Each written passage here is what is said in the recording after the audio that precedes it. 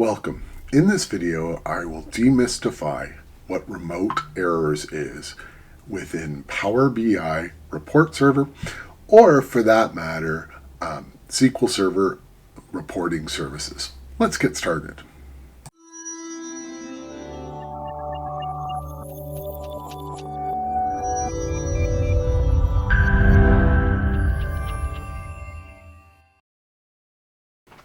So I'm working on a different blog all about Configuration Manager client health, and I uploaded all the reports that I've been working on, and everything was working great in my test lab, in the Visual Studios as I was designing the reports.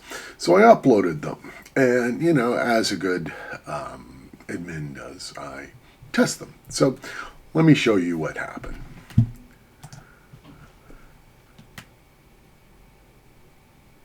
So I've run the report and it says that this has failed, and I'm going, but I literally just ran this on Visual Studios and it all was working flawlessly. So why am I getting this error? And more importantly, what is the error? So if you read this error, it actually tells you nothing. All it tells you is one of two things. One is either go to the remote server and enable remote errors, or it says, go to the remote server and run the report. So let me show you what happens if you run the report on the server itself. Well, of course, this opens on a different screen. So there's my reporting server. I log on to it.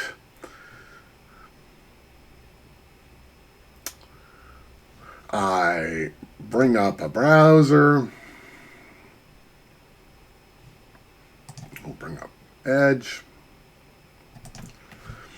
And then I'll copy and paste this, and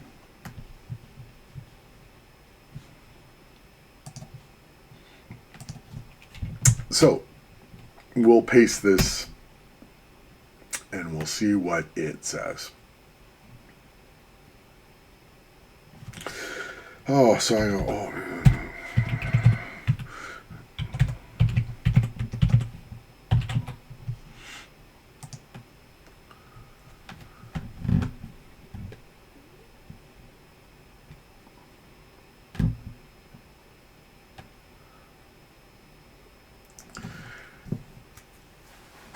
So all of this is coming back, and it comes back and say that the account that I'm running with doesn't have access to that database.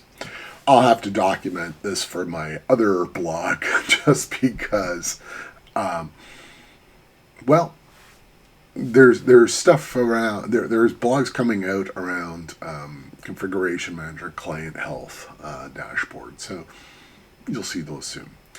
But all of that is to say is that's a lot of extra steps. Wouldn't it be really nice to be able to do this from your local machine? And this is what this whole blog and article is about. Because you don't always have access, or it's just not always convenient. So this is how we do it. We go in, we bring up SQL Server Management Studio. You'll notice I have two versions of SQL Server Management Studio. This is important for the gotcha. If you have an older version of SQL Server Management Studio, you may get errors when connecting off to your Power BI report server. So always use the latest version. So I'm going to use the SQL 2019.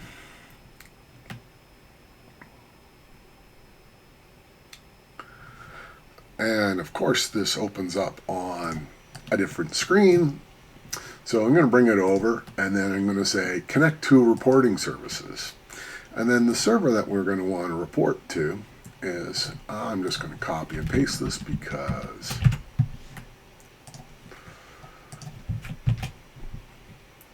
so we go connect. So now that we've connected off to reporting services, what we can do is go down to right-click on the server, go Properties. In the Properties, we go down to Advanced, Under advanced, under security, you'll notice that it says remote errors is false.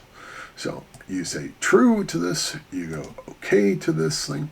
Now, I like to stop and start the services for this. I'm not quite sure if it's totally needed to stop and start the services, but I do anyways. So let's just do restart.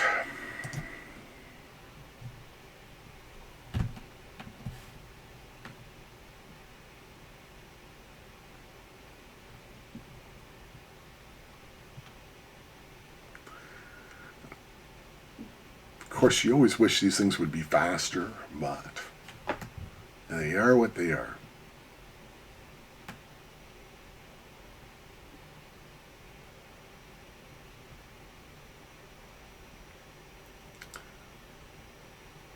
Come on. You can do it.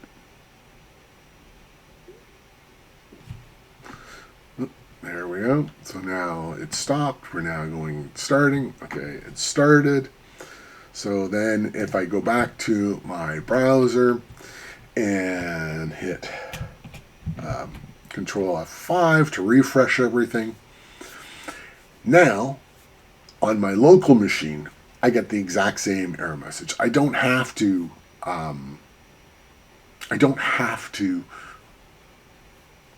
go off to the server, log on, start the browser, run the same report again. I've done that. So for all of the reports that I've uploaded, I'll be able to see the errors on my local machine instead of having to do them.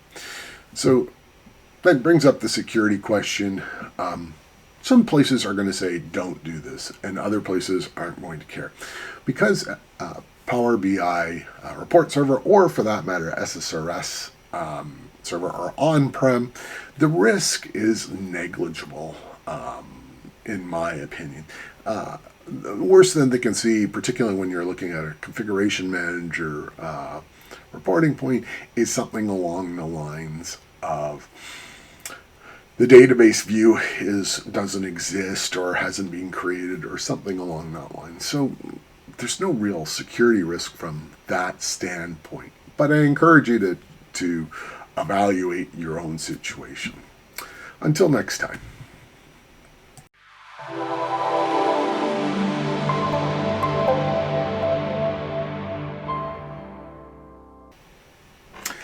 I'd like to thank you for watching this video, and if you found this video useful, please like it, and don't forget to subscribe to the YouTube channel. Also, there is the newsletter on the AskGarth site. I encourage you to sign up for the newsletter. This way you can get the latest content as it goes live. Until next time.